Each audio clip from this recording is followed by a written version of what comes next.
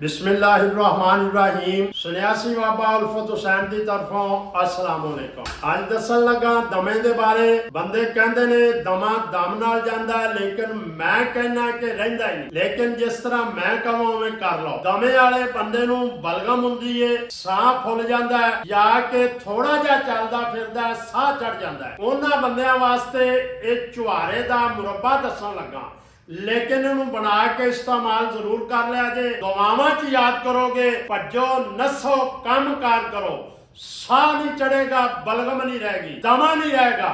इस तरह 40 चुहारे लेने ने। 40 चुहारे लैके जनाब ने गां दा दुध लेना, गाय दा। गां दे दुध दे विच भे देने ने। कम से कम अल्लाह दे नेक बंदो ये भिजे रहन 24 घंटे। 24 घंटिया बाद चुहारे कढ़ लेने ने। इन्हां नूं चीर के गुठली कढ़ देनी है। लोबाने कौडिया लेना है पंसारी कोलों, आसानी नाल मिल जाएगा, लिख लो।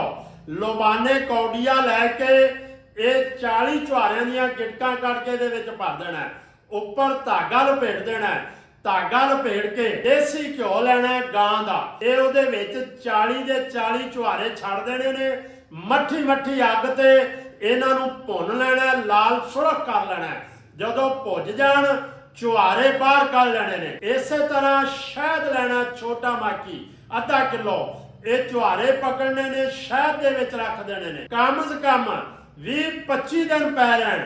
उस तो बाद जनाब ने इन्हूं इस्तेमाल करना है। किवें करना है? पहले दिन एक चुहारा लेना है, इहदा चौथा हिस्सा ये जनाब ने खाना है। दूसरे दिन अद्धा चुहारा, तीसरे दिन पूरा चुहारा।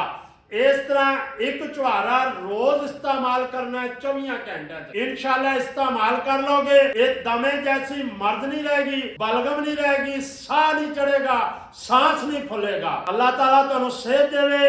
बाकी एक गल ज़हन च रखनी है, ये नुस्खा दस्सिया इहनूं कर जरूर लिया जे। अल्लाह के हुक्म नाल तुसीं ठीक हो जाओगे, रब तुहानू शफा देगा। लेकिन असीं लोग इन्हां चीज़ां ते इतमाद नहीं करते। कई बंदे वीडियो मेरी ला रहे ने, नंबर अपना चला रहे ने, तुहाडे नाल धोखा कर रहे ने। लेकिन मेरे ए 3 नंबर ने, चौथा नंबर कोई नहीं। इन्हां 3 नंबरों तो इलावा किसी नंबर ते कॉल नहीं करनी, किसी नाल राबता नहीं करना। अल्लाह सेहत देवे, शफा देवे।